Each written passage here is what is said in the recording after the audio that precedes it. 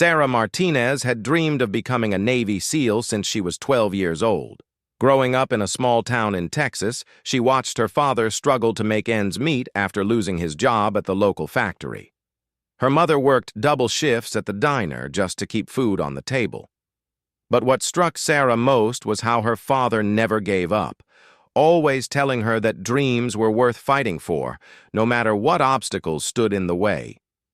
At 17, Sarah enlisted in the Navy with one clear goal in mind. She wanted to be among the elite, the best of the best. She wanted to be a SEAL. The problem was, in 2010, women weren't allowed in combat roles, let alone in the most elite special operations units. But Sarah had hope. She knew change was coming, and she was determined to be ready when it did. For 5 years, Sarah served with distinction in various Navy roles. She became an expert marksman, earned her diving certification, and pushed her physical fitness to extraordinary levels. She studied every manual, watched every training video, and learned everything she could about SEAL operations. Her commanding officers noticed her dedication, but many dismissed her ambitions as unrealistic fantasies. When the combat exclusion policy was finally lifted in 2015, Sarah was among the first women to apply for SEAL training. She had prepared for this moment her entire adult life. At 24, she was in the best shape of her life, mentally sharp, and absolutely determined to succeed. What she wasn't prepared for was the wall of resistance she would face from the moment she stepped foot in Coronado, California. The Naval Special Warfare Center in Coronado had never seen a woman attempt BUD-S training. Basic underwater demolition SEAL training was notorious for its brutal physical and mental challenges. The dropout rate was astronomical, with only about 25% of candidates successfully completing the program. For Sarah, the odds seemed even worse. From day one, the whispers started. Fellow candidates questioned whether she belonged there. Some instructors made it clear they believed she was wasting everyone's time. The media attention was intense, with cameras following her every move. Headlines questioned whether women had the physical and mental strength to become SEALs. Talk show hosts debated the topic endlessly, with many concluding that biology simply made it impossible. Sarah tried to block out the noise and focus on the training.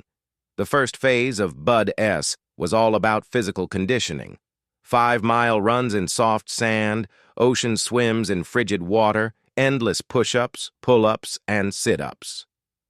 The instructors pushed everyone to their breaking point, but Sarah felt like she was being tested even harder.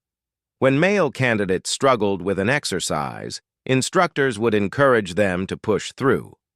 When Sarah struggled, she often heard comments about how "this proves women don't belong here." The psychological pressure was immense. Every mistake was magnified. Every sign of fatigue was seen as proof that women couldn't handle the demands of special operations. Sarah's bunk was repeatedly vandalized with crude messages. Her gear was mysteriously damaged or went missing. Some candidates refused to work with her during team exercises, claiming they didn't want to be held back by someone who didn't belong. But Sarah persevered. She woke up earlier than everyone else to get extra training time. She studied harder, prepared more thoroughly, and pushed herself beyond what she thought was possible. Her times on runs improved dramatically. Her swimming became fluid and efficient. Her marksmanship scores were among the highest in her class. Then came Hell Week, the most notorious part of BUD-S training, 5.5 days of continuous training with only about 4 hours of sleep total. Candidates were pushed to their absolute physical and mental limits. It was during this week that many would ring the bell, symbolically quitting the program. Sarah had trained specifically for Hell Week. She had studied the experiences of previous candidates, developed mental strategies for dealing with exhaustion and pain, and conditioned her body for the extreme demands. But nothing could have prepared her for what actually happened. On the second night of Hell Week, during a particularly brutal exercise involving carrying heavy logs through surf zones, Sarah began to struggle. The lack of sleep was affecting her coordination, and the constant cold water had left her muscles cramping. As she stumbled while carrying a log with her team, one of the instructors began screaming at her. "Martinez! You're holding back your entire team! These men are going to die in combat because you can't keep up!" The instructor's voice carried across the beach, ensuring everyone heard the humiliation. Sarah gritted her teeth and kept moving. But the verbal attacks intensified. The instructor continued shouting about how women were a liability, how she was proving every critic right, how she should quit before she got real warriors killed. Other candidates watched in silence, some looking uncomfortable, others nodding in agreement with the instructor's words. The breaking point came during a nighttime navigation exercise. Sarah was exhausted, disoriented, and struggling to read her compass in the darkness. She made a wrong turn and led her team off course. When they finally found their way back to the checkpoint, they were severely behind schedule. The instructor was waiting for them, fury in his eyes. In front of the entire class, he began a tirade that went far beyond normal training stress. He questioned Sarah's intelligence, her dedication, and her right to be there. He made crude comments about her gender and suggested that she was taking a spot away from a real warrior who deserved it. Sarah stood at attention, taking the verbal assault without responding. But inside, something was breaking. The months of preparation, the years of dreams, the constant pressure to prove herself worthy, it all seemed to be crashing down. For a moment, she considered walking to the bell and ringing out. The humiliation would end. The pressure would stop. She could return to a normal Navy career where she was respected and valued. But then she remembered her father's words about dreams being worth fighting for. She thought about every little girl who might one day want to follow in her footsteps. She realized that quitting now wouldn't just end her dream. It would be used as proof that women couldn't handle elite military training. So Sarah stood there and took every insult, every cruel comment, every attempt to break her spirit. When the instructor finally finished his tirade, she simply said, "Hoo-yah, instructor," and prepared for the next evolution of training. What Sarah didn't know was that several of her fellow candidates were watching her closely that night. They saw her refuse to quit despite treatment that went far beyond normal training standards. They began to realize that if she could handle that level of pressure and humiliation while exhausted and pushed to her limits, maybe she really did have what it took to be a SEAL. The rest of Hell Week continued to test Sarah's resolve. The physical demands were enormous, but the psychological warfare was relentless. Every day brought new challenges to her determination and new attempts to make her quit. But each day she refused to ring the bell was a small victory, a step closer to her goal, and proof that dreams really could withstand any storm. Sarah somehow survived Hell Week. Out of the original class of 180 candidates, only 45 remained. She was one of them. The accomplishment should have felt triumphant, but instead, Sarah found herself facing even more intense scrutiny. The media attention had grown exponentially. She was no longer just another candidate. She had become a symbol, a lightning rod for debates about women in combat roles. The second phase of Bud-S focused on combat diving and underwater operations. This was where Sarah had expected to excel. She was a strong swimmer and had extensive diving experience from her previous Navy service. But the challenges she faced went far beyond the technical skills required for the training. During a routine diving exercise in San Diego Bay, something went terribly wrong.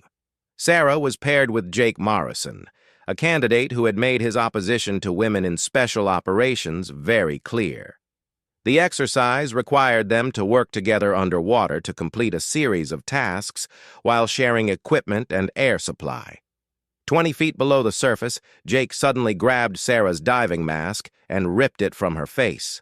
Underwater and unable to see clearly, Sarah reached for her backup regulator to continue breathing. But Jake had tampered with her equipment. The backup regulator wasn't working properly. delivering only small bursts of air mixed with water. Panic began to set in as Sarah realized she was in serious danger. She signaled to Jake for help, following proper diving safety protocols. Instead of assisting her, Jake grabbed her primary regulator and yanked it from her mouth. Sarah was now underwater with no breathing apparatus, her vision impaired, and no immediate way to reach the surface. Fighting against the instinct to panic, Sarah used her diving training to remain calm. She knew that panic underwater was often fatal. She grabbed Jake's arm and pointed to her mouth, clearly indicating she needed air. Jake looked directly at her and shook his head. He was going to let her drown. With her lungs burning and her vision starting to tunnel, Sarah made a split-second decision. She couldn't rely on Jake to save her, and she couldn't make it to the surface from their current depth without breathing equipment. She would have to take control of the situation herself. Using techniques from her hand-to-hand combat training, Sarah struck Jake in the solar plexus, temporarily stunning him. She grabbed his regulator and took several life-saving breaths of air. Jake recovered quickly and began fighting her for the breathing equipment. 20 feet underwater, the two candidates engaged in a desperate struggle that could have killed them both. Sarah managed to get enough air to think clearly again. She realized that fighting Jake underwater was only making the situation more dangerous for both of them. Instead, she used her diving knife to cut her weight belt, causing her to rise rapidly toward the surface. It was a risky move that could cause decompression injuries, but it was better than drowning. She broke the surface gasping and immediately began calling for help. Diving instructors quickly responded, pulling both candidates from the water.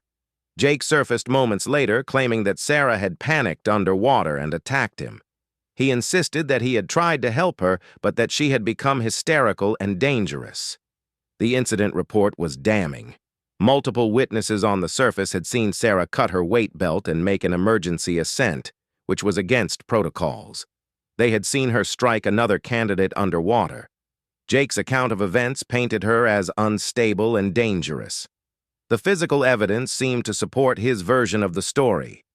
Sarah tried to explain what had really happened. She described how Jake had deliberately sabotaged her equipment and tried to drown her, but without underwater witnesses or video evidence, it was her word against his. The investigators noted that Jake Morrison came from a military family with an exemplary record, while Sarah had been under intense pressure and media scrutiny. The review board concluded that Sarah had suffered a panic attack underwater and had endangered both herself and her diving partner. They recommended her immediate removal from BUD/S training. After months of preparation and weeks of grueling training, Sarah's SEAL dreams were over. But the nightmare was just beginning. Within hours, news of the incident had leaked to the media. Headlines screamed about the woman who had cracked under pressure during SEAL training. Talk show hosts and military experts used her case as evidence that women simply weren't psychologically suited for elite special operations. Jake Morrison was portrayed as a hero who had tried to save his panicking partner. He gave interviews describing how he had risked his own life attempting to help Sarah, only to be attacked by someone who had lost control underwater. His story was compelling and fit the narrative that many people wanted to believe. Sarah found herself confined to base while the investigation continued. She wasn't allowed to speak to the media or defend herself publicly. Her phone buzzed constantly with requests for interviews, but Navy regulations prevented her from responding. She could only watch helplessly as her reputation was destroyed in the court of public opinion. The worst part was the reaction from other female service members. Many felt that Sarah had set back the cause of women in combat roles by decades. They believed that her failure would be used to justify excluding women from elite units for generations to come. The pressure and guilt were overwhelming. During this dark period, Sarah received an unexpected visitor. Master Chief Patricia Sullivan was a legend in the Navy, one of the highest-ranking women in the service. She had fought her own battles against discrimination and had paved the way for women like Sarah to even attempt SEAL training.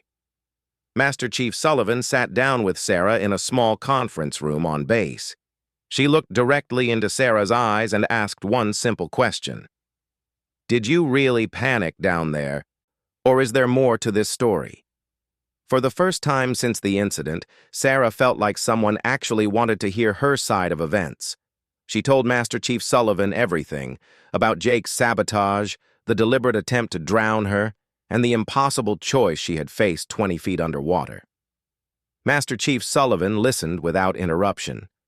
When Sarah finished her account, the older woman was quiet for a long moment. Then she asked, "Do you have any proof of what really happened down there?" Sarah shook her head. She had been so focused on surviving the incident that she hadn't thought about gathering evidence. It seemed hopeless. But Master Chief Sullivan wasn't ready to give up. She had seen too many talented women destroyed by false accusations and institutional bias. She began her own quiet investigation, talking to other candidates, reviewing equipment logs, and looking for any inconsistencies in Jake Morrison's story. What she discovered was troubling. Jake had a pattern of behavior that raised serious questions about his character. Several other candidates reported incidents where Jake had shown dangerous aggression during training. Equipment techs revealed that diving gear had been tampered with before, though no one had been able to prove who was responsible. Most importantly, Master Chief Sullivan discovered that Jake Morrison had been in serious financial trouble. His family was facing foreclosure, and he desperately needed the bonus money that came with completing SEAL training. He had been heard saying that he couldn't let anyone, especially a woman, take his spot in the program.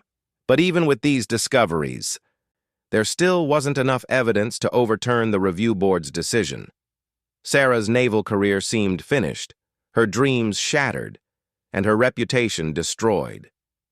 As she sat in her quarters that night, reading the latest round of vicious online comments about her failure, Sarah felt completely alone. She had sacrificed everything to pursue her dream of becoming a SEAL, only to have it destroyed by someone who was willing to commit attempted murder to protect his own interests. The official recommendation was for Sarah to be transferred to a non-combat role, effectively ending any chance she might have had at special operations training. The review board's report would follow her for the rest of her career, marking her as unreliable under pressure. But Sarah had survived Hell Week for a reason. She had refused to ring the bell when everything in her body and mind was screaming at her to quit. That same stubborn determination that had carried her through the worst moments of Bud S training wasn't going to let her give up now. If the system wasn't going to give her justice, she would have to find another way to prove the truth. She would have to show everyone exactly what a SEAL could do, even if she never got to wear the trident herself. The question was how. How do you prove your worth when the entire world believes you're a failure? How do you show your strength when you've been labeled as weak? How do you demonstrate your courage when you've been branded as a coward? Sarah didn't have the answers yet, but she knew one thing for certain. This wasn't over. Not by a long shot. 2 years had passed since Sarah's dismissal from Bud S training. She had been transferred to a desk job at Naval Intelligence, far from the action she had dreamed of her entire life. The official story remained unchanged. She had panicked during a diving exercise and endangered her partner. Her reputation as the woman who couldn't handle SEAL training followed her everywhere, but Sarah had used those 2 years wisely. She earned advanced certifications in combat tactics, became fluent in 3 languages, and completed specialized training in counterterrorism operations. Master Chief Sullivan had quietly arranged for some of these opportunities, believing that Sarah deserved a chance to prove herself, despite the official record. The opportunity came on a humid Tuesday morning in Jacksonville, Florida. Sarah was attending a routine intelligence briefing when alarms began blaring throughout the naval base.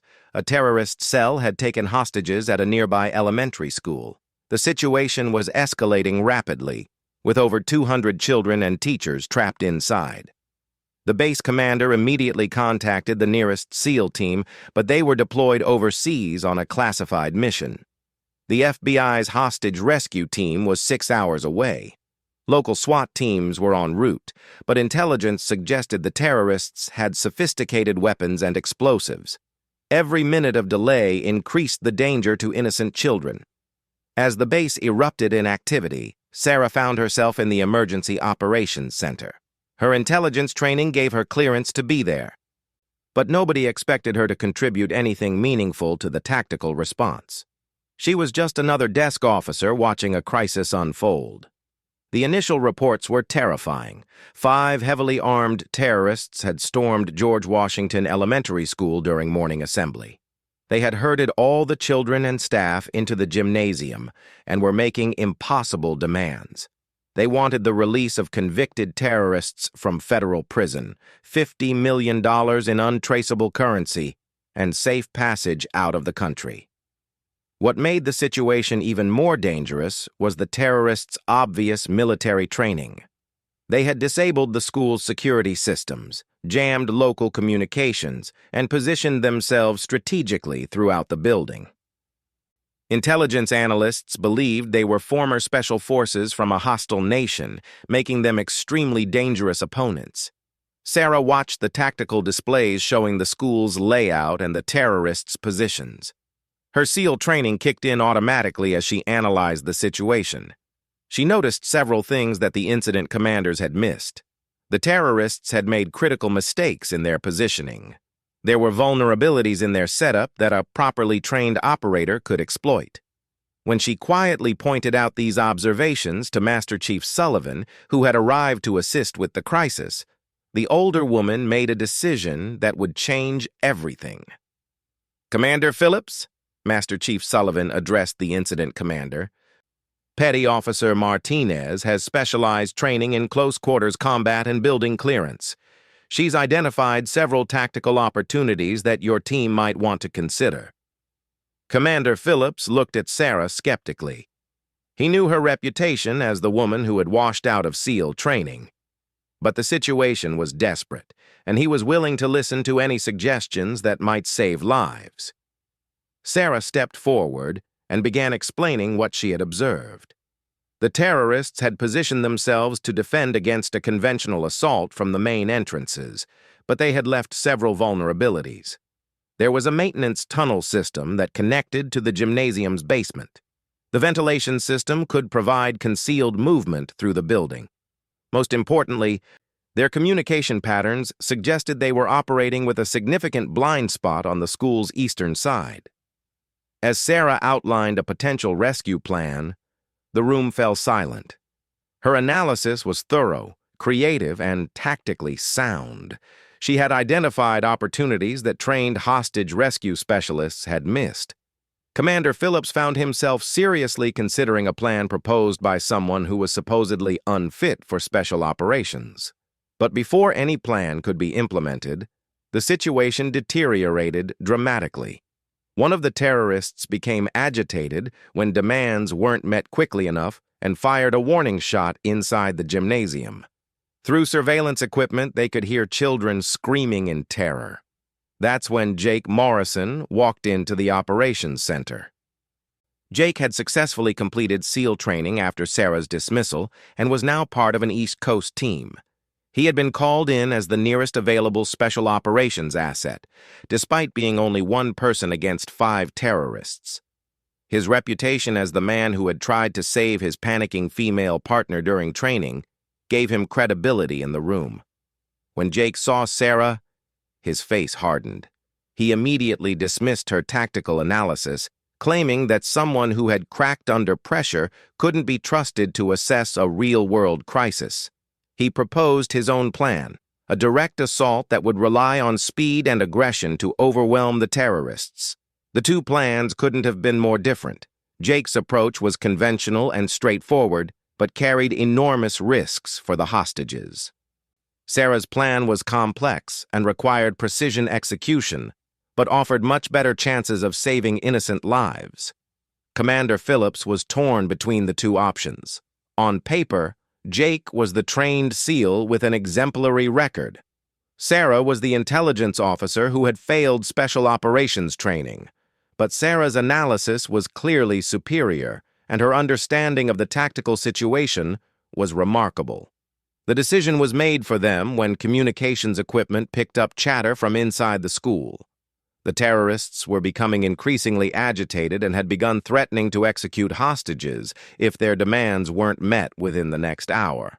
There was no time to wait for additional resources. "Martinez," Commander Phillips said finally, "your plan requires someone with advanced combat training to execute. Morrison." "You're our only available operator." Sarah shook her head. "Sir, with respect, Petty Officer Morrison's plan will get children killed. The terrorists are too well positioned for a frontal assault. But if someone could get into that maintenance tunnel system—" "You're not qualified for this type of operation, Martinez," Jake interrupted. "You proved that underwater 2 years ago." The room erupted in tense discussion. Time was running out, children's lives were at stake, and the two available options seemed incompatible. That's when Master Chief Sullivan spoke up. "Commander, I recommend we let Petty Officer Martinez attempt her plan. I'll take full responsibility for the decision." It was a career-ending statement. If Sarah failed, Master Chief Sullivan's 30-year naval career would be destroyed. But she believed in Sarah's abilities and knew that conventional tactics wouldn't work in this situation. Commander Phillips made one of the most difficult decisions of his military career. He authorized Sarah to attempt her rescue plan, with Jake Morrison providing external support and backup. Sarah quickly gathered the equipment she would need. Her plan required moving through the school's maintenance areas, approaching the gymnasium from below, and creating multiple diversions to confuse and separate the terrorists. It was essentially a one-person special operations mission against multiple trained opponents in a confined space filled with innocent hostages. As she prepared to enter the school, Jake approached her. His expression was cold and calculating. "This is your chance to prove you're not the failure everyone thinks you are," he said quietly. "But when you screw this up, and you will, I'll be there to clean up your mess. Just like underwater." Sarah looked at him steadily. For the first time, she wasn't intimidated by his presence. "The only mess here is what you did to me 2 years ago. But today isn't about us. It's about those children." Sarah made her way to the maintenance entrance she had identified. The tunnel system was cramped and dark, requiring her to crawl through spaces barely wide enough for her body. But her claustrophobia training from Bud-S served her well, and she moved steadily toward her objective. The first move in her plan was to access the school's electrical system from the basement. By selectively cutting power to different sections of the building, she could force the terrorists to reposition themselves while maintaining lights in the gymnasium to keep the hostages calm. As she worked in the electrical room, Sarah could hear footsteps above her. One of the terrorists was directly overhead, probably patrolling the first-floor hallway. She had to work in complete silence while manipulating complex electrical panels. When she finished the electrical modifications, Sarah moved to Phase 2 of her plan. She had to get into the school's ventilation system to place devices that would create sound and light diversions throughout the building. This required crawling through air ducts barely 18 inches square while carrying tactical equipment. The physical demands were enormous, but Sarah's training sustained her. Every hour of conditioning from Bud-S, every mile she had run in soft sand, every obstacle she had overcome was preparation for this moment. As she positioned the diversion devices, Sarah could hear voices from the gymnasium below. The terrorists were becoming increasingly agitated, and one of them was shouting at the children to stop crying. She had to move faster. The third move was the most dangerous. Sarah had to get close enough to the gymnasium to observe the terrorists' exact positions without being detected. This required her to access a maintenance crawl space directly above the gymnasium ceiling. Peering through a ventilation grate, Sarah could see the entire situation below. Over 200 children and teachers were huddled together on the gymnasium floor, many of them crying quietly. 5 armed men stood guard around the perimeter, with one positioned near what appeared to be an explosive device. Sarah studied each terrorist's position, equipment, and behavior patterns. She identified which ones were leaders, which were followers, and which posed the greatest immediate threat to the hostages. This intelligence would be crucial for the final phases of her plan. Move 4 required Sarah to use the school's public address system to create confusion among the terrorists. She had wired the system to broadcast different messages to different parts of the building, making it seem like multiple assault teams were approaching from various directions.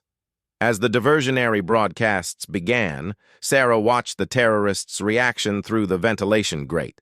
They immediately became confused and started repositioning themselves to defend against attacks that weren't coming.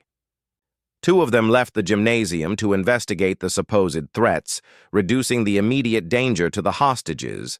But the 5th move was the most critical and dangerous. Sarah had to enter the gymnasium herself and neutralize the remaining terrorists without endangering any of the children or teachers. She dropped through a ceiling access panel behind the gymnasium's stage, landing silently in the dark area behind the curtains. 3 terrorists remained in the room with the hostages, including the one near the explosive device. Sarah moved with the precision and silence that had been drilled into her during SEAL training. Her first target was the terrorist closest to the explosive device. Using hand-to-hand combat techniques, she approached from his blind spot and rendered him unconscious before he could react or trigger the bomb. The 2nd terrorist noticed his partner's disappearance and began searching the perimeter of the gymnasium. Sarah used the stage lighting equipment to create shadows and confusion, allowing her to approach undetected. When he passed her position, she struck with lightning speed, disarming and incapacitating him within seconds. The 3rd terrorist realized something was wrong and began moving toward the hostages, apparently planning to use them as human shields. This was the moment Sarah had trained for her entire life. Every doubt, every insult, every person who had said she wasn't good enough disappeared from her mind. Sarah emerged from the shadows like a force of nature. The terrorist raised his weapon toward the children, but Sarah was already moving. She covered the distance between them in a fluid motion that demonstrated years of training and preparation. The terrorist never had a chance to fire a shot. Within 30 seconds, the gymnasium was secure. All 3 remaining terrorists were unconscious, their weapons secured, and the explosive device was safely disabled. Over 200 hostages were safe. As law enforcement and medical teams flooded into the school, Sarah quietly stepped back into the shadows. She had accomplished what everyone said was impossible.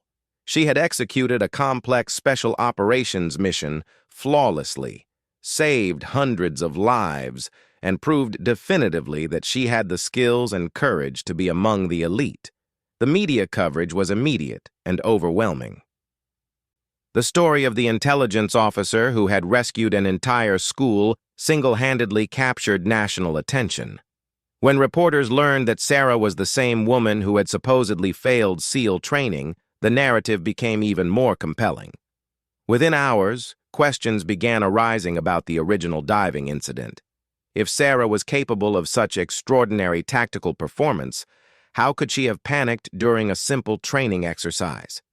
Investigative journalists started digging deeper into the story, and Master Chief Sullivan finally felt comfortable sharing what she had discovered about Jake Morrison. The truth about the underwater sabotage came out piece by piece. Other Buds candidates came forward with their own stories about Jake's behavior. Equipment technicians admitted they had suspected tampering but hadn't spoken up before. A pattern of deception and misconduct emerged that painted a very different picture of what had happened 2 years earlier. Jake Morrison's career was finished, but that wasn't what mattered to Sarah. What mattered was that she had finally proven what everyone should have known from the beginning. She had the heart, skills, and determination of a true SEAL. 6 months later, Sarah received new orders. The Navy had quietly arranged for her to receive the specialized training and opportunities that had been denied to her after the diving incident. She would never wear the SEAL trident, but she would serve in roles that utilized her extraordinary abilities. On her last day at the intelligence office, Sarah stopped by Master Chief Sullivan's office to say goodbye. The older woman looked up from her paperwork and smiled. "Any regrets about how things turned out?" Master Chief Sullivan asked. Sarah thought for a moment about everything she had been through: the training, the discrimination, the false accusations, and finally the chance to prove herself when it mattered most. "No regrets," Sarah said finally. "I know exactly what I'm capable of now, and so does everyone else." As she walked out of the building toward her new assignment, Sarah realized that sometimes the most important battles aren't fought on official battlefields. Sometimes you have to create your own opportunities to prove your worth. Sometimes the greatest victory isn't getting what you originally wanted, but discovering that you're capable of far more than anyone ever imagined. The little girl from Texas, who had dreamed of becoming a SEAL, had grown into something even more remarkable: a woman who could accomplish the impossible when innocent lives were at stake, and that was worth more than any badge or recognition the military could offer.